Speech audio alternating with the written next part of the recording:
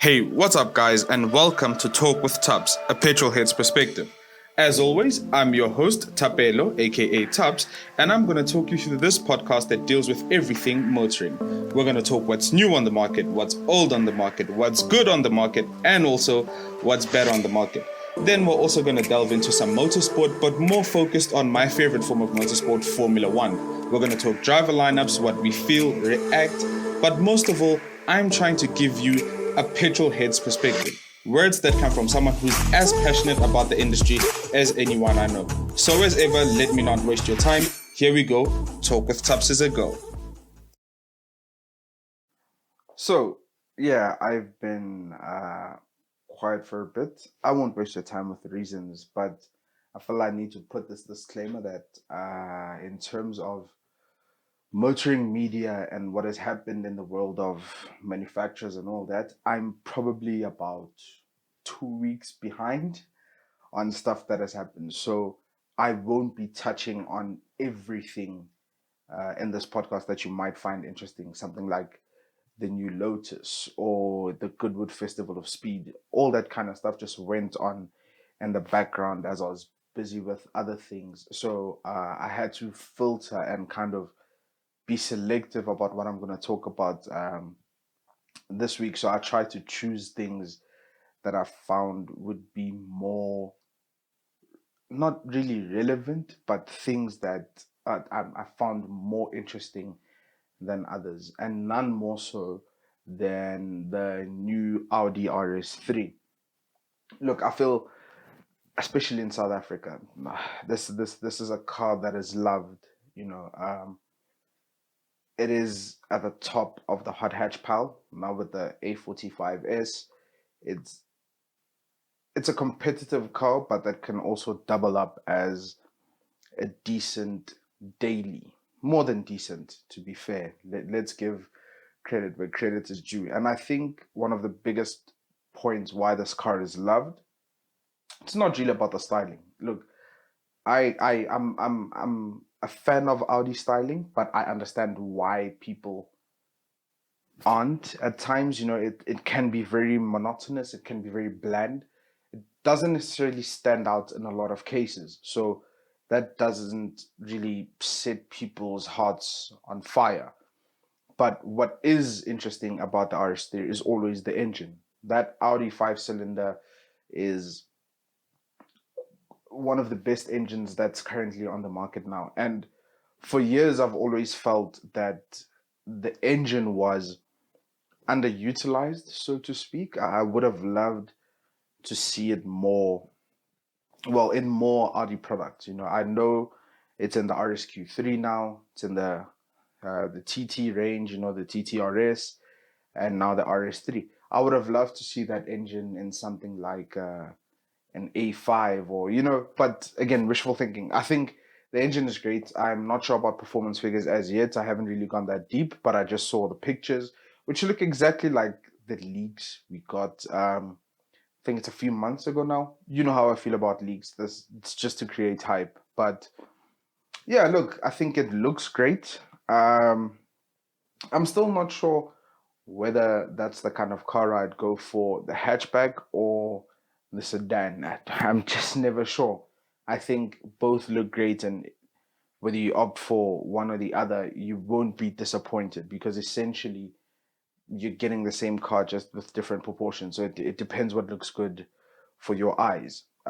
So yeah, that's that on the Audi RS3. Not a lot I know, but I just think it's an important car for the market, and I know the kind of love that that car receives, especially in the tuner segments, because apparently a lot of work can be done to these Audi 5 cylinders to get a load of power from them. So yeah, it's all good so far. We'll see once the reviews come out and all that type of jazz. But for now, it's looking good.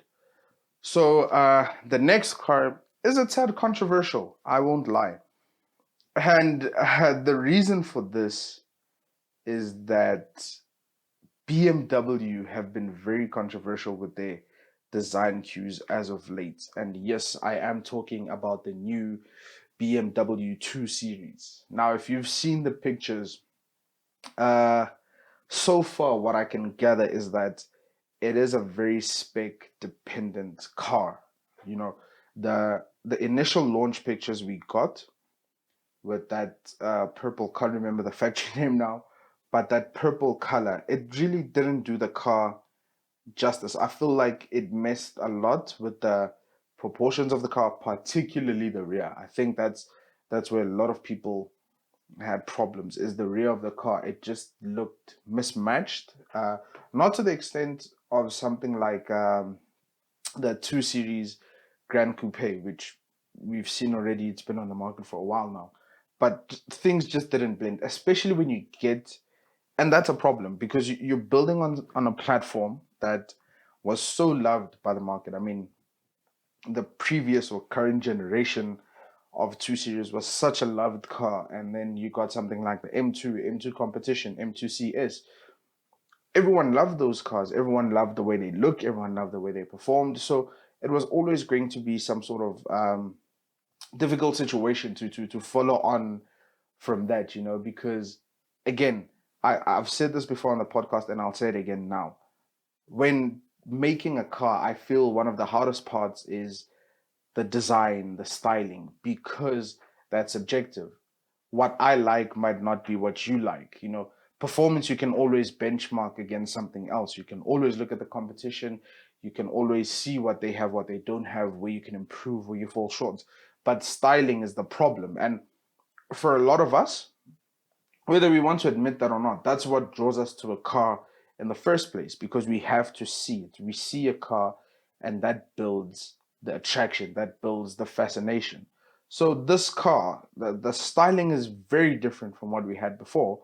But the moment other specs started coming in, white, gray, blue, all that type of stuff, a lot of opinions started changing on social media, and to a certain degree mine too. I found it less intrusive in the different colors, and I think I did post this at the time, that I don't think the purple is the best shade for this car. It just doesn't do the job it should for this car and for its lines. It looks so much better in the different colors.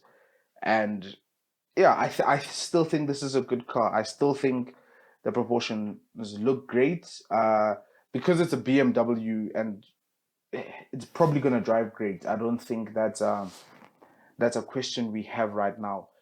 But I do like it. I really do like it. I think it looks different enough to stand out, but it still has design cues from BMW to immediately recognize it as a BMW product. So I'm still satisfied with that. Like I said, difficult to compare styling, because what I like might not be what you like.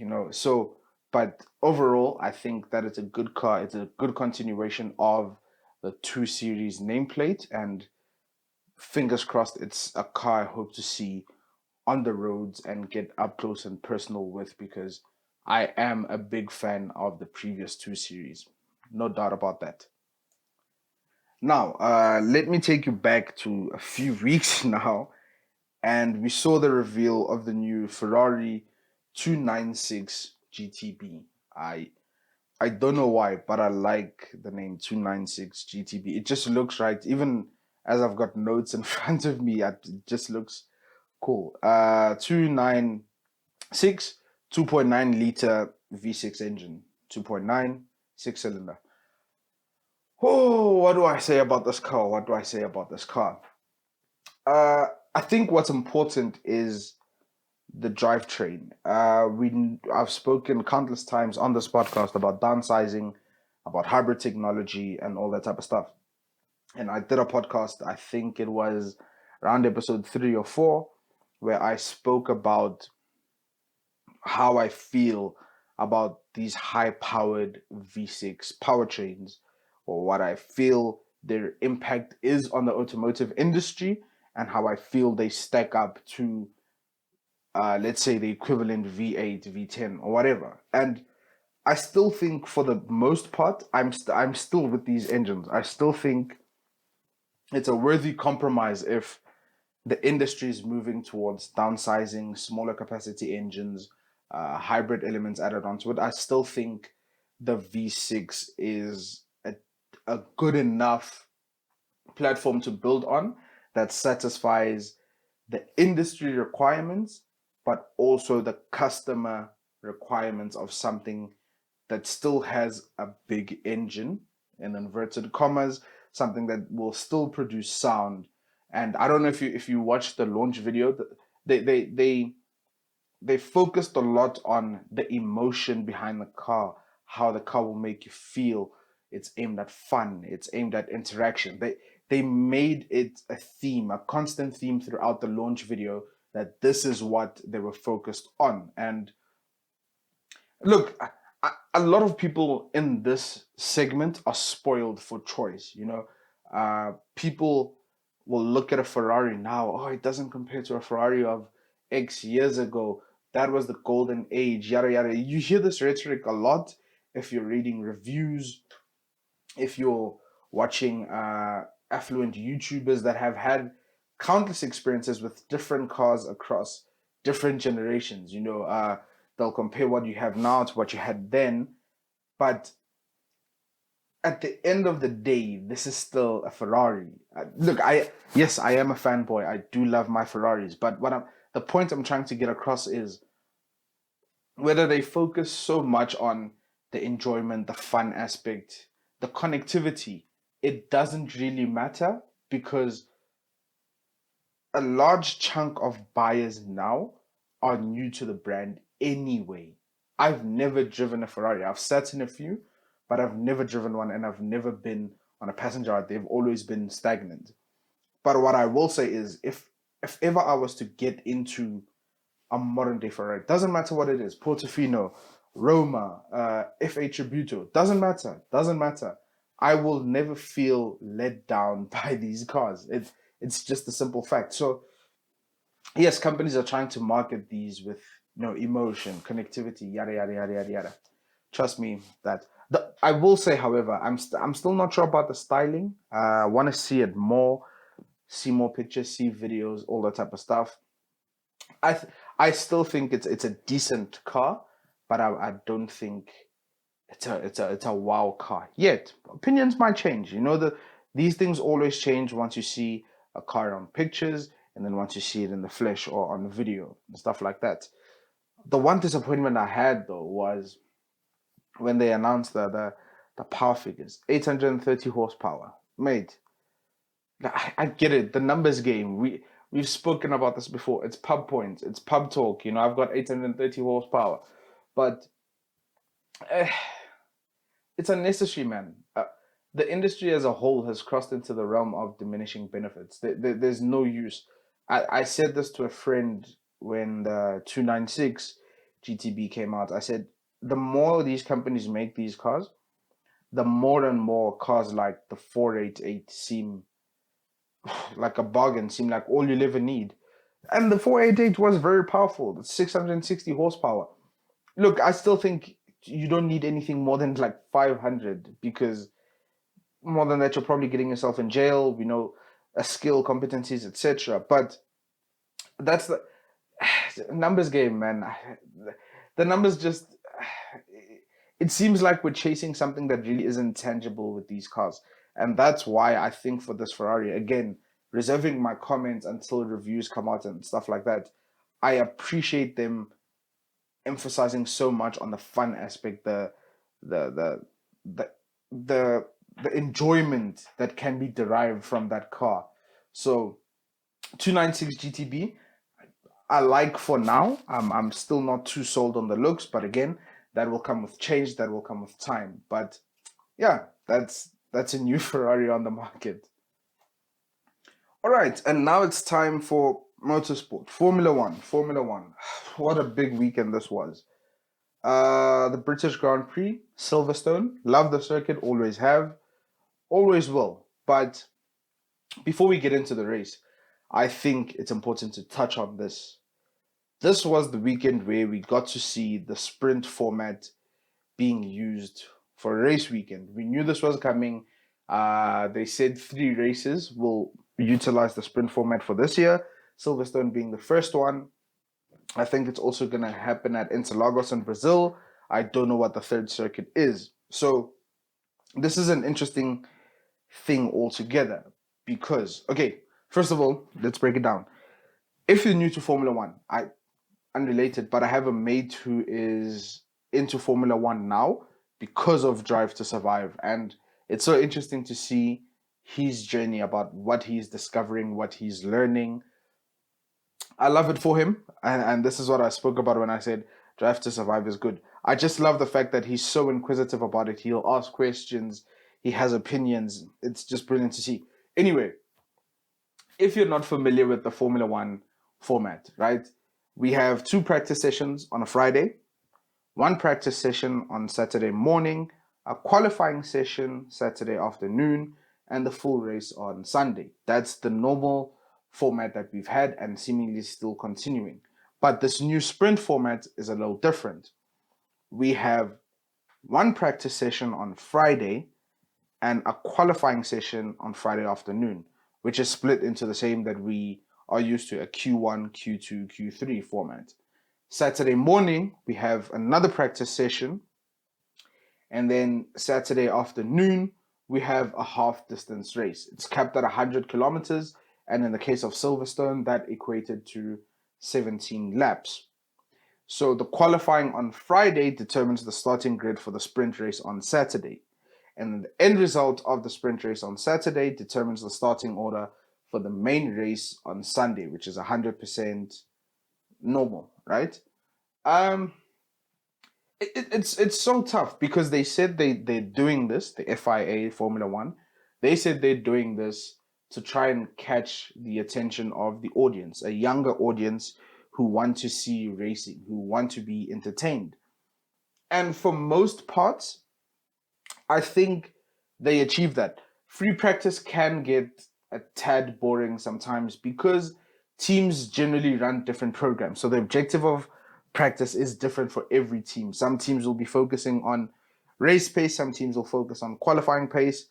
Overall, it's a good session. Free practice is a good session to get information, to get what changes teams have done, because the commentators aren't restricted to talking about the on-track action because it's very limited. So they really run away with information, knowledge, insider information. So it's good for that. But on-track action, it's very boring. So the prospect of qualifying and the sprint race, I was willing to give it a go. I said when it was first announced, and I was like, you know what? Let's try and support innovation. If it's good, then it's good, we carry on. If it's not good, they can always scrap it and we carry on. And I will not lie, I actually enjoyed it. It was so different to watch a qualifying on Friday afternoon and a half race. It was interesting. And in the sprint race as well, or sprint qualifying, there's stupid nomenclature around that. But it was interesting and a lot of drivers went for it, you know. It was interesting, but the moment you felt like things were heating up and things were getting into it, then the race ended. It's a consequence of 17 laps. So, but I enjoyed it. I enjoyed it. One of my biggest worries was how hard will drivers drive, essentially, in the Saturday sprint race, because damage then could seriously jeopardize your race on Sunday, which for the large majority of the grid, that's the important one because that's where the majority of the points are gained. For the sprint race, only 3 positions get points. It's 3 points for position 1, 2 points for position 2, 1 point for position 3. Whereas we know on the full race on Sunday, it's 25 for P1, 18 P2, 15 P3, so on and so on until you get to 1 point for P10. So I was kind of worried about that. And drivers actually went for it. There was interesting on-track action with Sebastian Vettel and Fernando Alonso. Brilliant start by him. We had a bit of a tussle between Lewis Hamilton and Max Verstappen, as always this season. More on that later because it was Silverstone and I know you're waiting for me to touch on that. But that was my gripe. Will these guys drive hard in the sprint race? And to be fair, they actually did. But here is my problem, or here is my assumption. This sprint qualifying format type of thing is good in limited numbers, because I don't think it will be sustainable over a season where every race weekend follows the format of the sprint race. And hear me out, because it's adding an extra element of risk where the rewards do not match the risk. If you're expected to drive with a full grid at 100% on Saturday without the prospect of gaining any points for the constructors or the World Drivers' Championship, a lot of drivers will not drive to their best, will not drive to the limit. They'll be very conservative. And then those sessions will start getting boring, and then we'll revert back to the old tried and tested format, right? I think that that's what could happen. So I don't know. I cannot suggest that every season we have like 3 races that have a sprint qualifying, because that kind of brings into disrepute the validity of the World Drivers' Championship, where you had different qualifying formats throughout the season. You had different structures throughout the season. You know what I mean? But I cannot see, for now at least, unless they try to add more points into the sprint race or a bigger reward aspect. But for now, I cannot see this format being sustainable over 19, 20, 21, 22 race season. Because, like I said, for a lot of the grid, you'll be racing on Saturday with the increased risk of a crash, mechanical failure, etc., but with no tangible reward, because you will not be getting any points for your team or for you in the Drivers' Championship Challenge. So, yeah, I liked it. I thoroughly enjoyed it. I won't lie. I enjoyed it. I enjoyed this weekend, but I'm not sure if it's something that would work over a whole season. But look, let's give it a shot. Let's see what happens in the 2 remaining races that will use the sprint format. Let's give it a try. Let's see how it goes. But yeah, it was a good weekend. But again, I don't see this carrying over to a whole season. And now the big one, the big talking point from the British Grand Prix. First of all, congratulations. Nah. That's not my first point. Let me do this properly. First of all, I hope Max Verstappen is okay. The crash that he had on lap 1 was scary, and it is not something that we want to cheer for, you know. So here's to hoping he's okay, he's fit, he's healthy to come back and compete in the next race. You don't, as much as there's a risk element to Formula One, we don't like to see those kind of crashes where the life of a driver is put into an increased amount of risk. Rival or not, doesn't matter who you support. We don't like to see that type of stuff. But hope he's okay. Now, first of all. Secondly, congratulations to Lewis Hamilton and the Mercedes team. They needed a weekend like this. They needed a weekend where things went right for them and they could maximize on points. You know, so when we came into this weekend, everyone was hyping Mercedes. Even Mercedes themselves were hyping themselves, saying we're gonna blow everyone out of the water. They didn't do it the way they thought they could, but I got a bit scared. I was like, you know, so many hopes for Mercedes are hanging on to this race that it has the potential to go awry. But it didn't. And Lewis Hamilton got the win. Valtteri Bottas came in 3rd place. And I think that's a good result for the team. Massive haul of points for the Constructors' title. They're now 5 points behind Red Bull Racing. That's huge. Red Bull didn't score any points in this race, any points whatsoever, because Max Verstappen had a DNF because of the tangle with Lewis Hamilton in lap 1. Again, I'm still coming to that.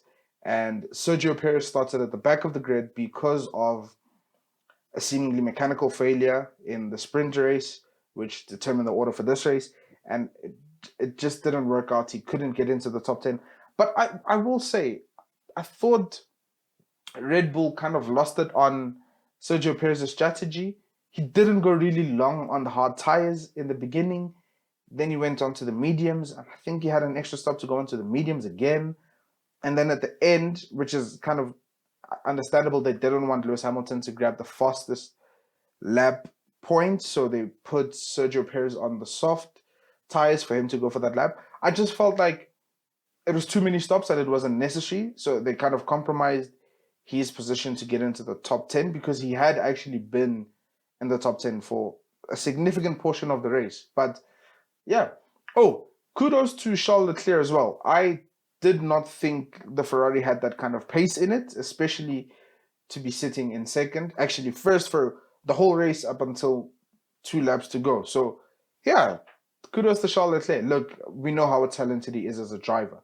But now the crash. Look, I don't want to bore you because I think, like me, you've been on social media during and after the race and you've read think pieces, you've read threads, you've listened to what analysts had to say, you've listened to what former drivers had to say, you listened to what everyone had to say about that.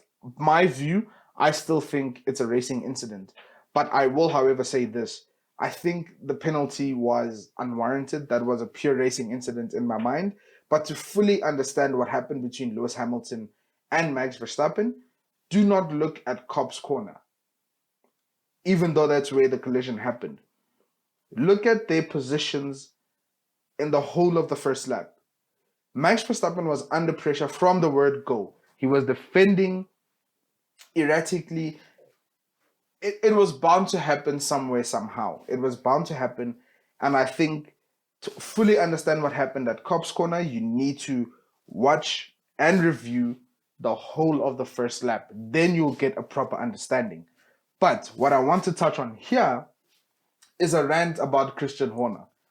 Now, this is difficult for me because I wrote an article a few weeks ago for Driver Mod magazine where I defended a lot of the antics between Christian Horner and Toto Wolff. I called it sporting behavior. I called it all's fair in love and war. I really gave these guys leeway to do what they're doing right now. But this is a different situation. This is a different case, and I must touch on it objectively. I watch a lot of sport, different sporting codes. I support a lot of teams, Arsenal Football Club, whatever the case may be. And I am a Lewis Hamilton fan. I've never made a secret of it. Maybe I'm biased sometimes in the way I'll praise him and not other drivers, but it's there, right? So for me to fully immerse myself in the situation, I have to neglect those ties. I have to neglect that loyalty to the people and teams I support for this point to make sense. Max Verstappen is a brilliant driver. There's no doubt about that. And this year, he has a car that is super competitive and is definitely, in my opinion, the best car on the grid. Now, if you have a great driver, best car on the grid, that's a beautiful combination to have for any team, any. That incident, like I said, was a racing incident. There's no doubt about that. However, my point comes now in what happened post-race on social media and in the paddock. On social media, people started spreading around that Lewis Hamilton should have received a bigger penalty. That was on purpose. That was not sporting conduct. It's unsportsmanlike. It's disrespectful. He tried to, I've seen it circulating a lot. He tried to kill Max Verstappen. Guys, this is Formula One. Every time these guys get into those cars and drive these cars to the absolute limits of grip, of science, of skill, of bravery, there is a related risk with all those actions. There is a risk to becoming a Formula One driver. Listen to these guys when they're doing interviews. They understand the concept of risk. How these guys do it. packing 20 cars in the starting grid to start a race with acceleration speeds. We see these stats every week of 0 to 200 kilometers in sub 5 seconds, 4.5, 4.6, 4.7, and how these guys don't make contact and how these guys will corner at 5G, 200, 300 kilometers per hour. That is the beauty of the sport, because no normal or sane or layman like us can make sense of the skill, the determination, the bravery needed to drive a car in that manner. That's why we love the sport. That's why we watch the sport. So to say Lewis Hamilton tried to kill Max Verstappen, I said this on Twitter already. It's putting favoritism over sporting knowledge. That's just a fact. This is not a rant about you guys, the fans. This is the rant about Max Verstappen and Christian Horner. And this is what I don't like about what they did. For years since Max Verstappen has come into Formula One, don't forget, this guy has almost a decade in Formula One. For years, Max Verstappen has been praised for his aggressive driving style. We've all seen him get applause, driver of the day, because of how aggressive he was on the track. And that's a beautiful thing to watch. Sometimes you need that aggression to make things work for you. Now, to be aggressive in a corner, in a racing incident, a 50-50 call, whether you feel it's 50-50 or not, but for him to come back and say it's unsporting, it's disrespectful for Lewis Hamilton to celebrate a win and that a penalty means nothing, and then to have his team, principally Christian Horner, I listened to that interview, words like, I hope Lewis Hamilton is happy with himself. This is a narrow victory. He tried to hurt. Where do you get the nerve to do that? Like I said, I gave these guys leeway to be competitive, to be underhanded at times. It's competition. It's sports at the end of the day. But these are serious insinuations. This is casting a shadow over an impressive performance by Lewis Hamilton. Yes, he got a penalty. People get penalties all the time. That's not the only thing he had to overcome. He had to overcome a 10-second penalty. He had to overcome other drivers on the track to win that race. So yes, he's going to celebrate. Or he doesn't care because he intentionally tried to hurt Max Verstappen. Immediately after the crash, he asked his team if Max was okay. And they said he is because he walked out of the car. He didn't know that subsequently Max Verstappen went back to hospital to get another checkup. He couldn't have known. He was driving at that time.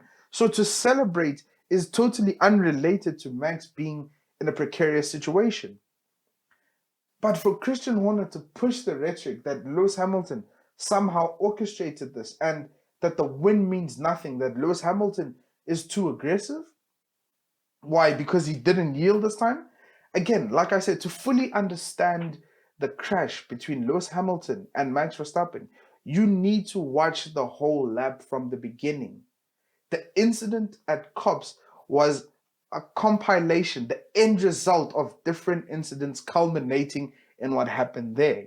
From the beginning, Lewis Hamilton had Max Verstappen under pressure. He yielded in many corners to give Max Verstappen the racing line and the advantage to avoid a collision. He did it. They touched wheels several times on that lap before the eventual incident. So the incident was just him getting fed up and not even getting fed up, him seeing a gap, him seeing an opportunity to go for an overtake. So this whole thing that it was orchestrated, that it's a hollow victory, Max Verstappen has put many drivers over the years, Nico Rosberg, Lewis Hamilton this season, for people quoted how many times Max Verstappen has passed Lewis Hamilton on the opening lap. Lewis Hamilton has had to yield to him several times this season already. Max Verstappen has put other drivers in that situation because of his aggressive nature. So now that he's being put in that situation and he comes off second best, it's wrong. Christian Horner was praising Max Verstappen for years. That's his favorite driver, no doubts about that. We know this. That's his favorite driver. And he praised him. He praised his aggressive style. He said that Max doesn't yield to anything. He's not afraid of anyone. That those guts are what make him a great driver. I'm quoting these guys, man. But now all of a sudden, because he's on the receiving end of that kind of attitude, it's wrong, it's unsportsmanlike, it's hollow. Come on. Come on. I know it's a part of the game. I know you're trying to win points. But really? I don't know, man. I don't know.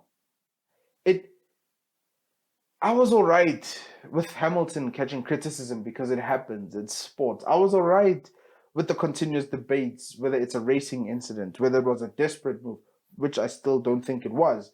I was all right with all of that, and I was a part of that. You know, I gave my opinion to various group chats, to friends, to random people who read my tweets. I gave all of that. But the culmination of it all, to see a team principal and a driver try and put that kind of insinuation into the paddock, into the sport. I did say all's fair in love and war, but I think we're playing a different game now. And I'm seeing people now saying this will give Verstappen leeway to be more aggressive, to be more attacking. Whatever the end result is, it's not good. Playing tit for tat in a situation like this? Nah. And to the people that are saying he tried to kill him, get a grip. Like I said, this is Formula One. There's a risk to the sport. That's why we watch it. That's why we love it. It's because of that risk that we see these guys as superhuman. It's because of that risk that we tune in every week to watch. There's a risk associated with Formula One. Simple as that. You cannot escape it. Sometimes we wanted wheel-to-wheel racing. We got wheel-to-wheel racing. You think guys driving wheel-to-wheel at 300 kilometers, there might not be contact? Come on. Surely sometimes. We're fans. We support different drivers. I support Lewis Hamilton. You support Max Verstappen. You support Lando Norris. Doesn't really matter. At the end of the day, we love Formula One. And I think sometimes you need to put that loyalty for drivers, that passion, that admiration for drivers aside, and remember why we watch the sport in the first place. Sometimes you need to give love to the sport. Sometimes you need to give credit to the sport. Let's not ask for something and then when it comes, we want to cry foul. This is why we watch Formula One. This thing happens. It's contact. It's a crash. We don't want to see drivers get injured, but we do want to see drivers racing. If every time there's a racing incident and we're going to lose our minds and insinuate people are capable of murder, then what are we doing watching the sport? As always, this has been Talk with Tubbs. I'm just going to end this podcast with a sound clip that I think is very relevant that was posted by another Twitter user. Thanks, Minnie, for this one. Hope you guys listened to this properly. Hope you guys enjoyed this podcast. Hope you guys enjoyed this rant. I'm sorry, I'm still positive. I enjoyed this weekend. I enjoyed this race, but I had to get this off my chest. It's a weird one, but ultimately, it left a sour taste in my mouth. Hope you guys have a good week. Cheers. And you should know that by being a racing driver, you are under risk all the time. And by being a racing driver means you are racing with other people. And if you no longer go for a gap that exists, you're no longer a racing driver. Because we are competing to win. And the main motivation to all of us is to compete for a victory. It's not to come third, fourth, fifth, or sixth. When there is a gap, it's designed for being in a competition at a very high level, with cars going so close that as they go today, with the same horsepower, with the same level of grip, with the same load aerodynamic. You all know, with the different circuits where it's very difficult for overtaking because the circuits are designed not in appropriate manner for overtaking maneuvers, you either commit yourself as a professional racing driver that is designed to win races, or you come second, or you come third, or you come fifth. And I'm not designed to come third, fourth, or fifth. I race to win, as long as I feel it's possible. Sometimes you get it wrong, sure. It's impossible to get it wrong.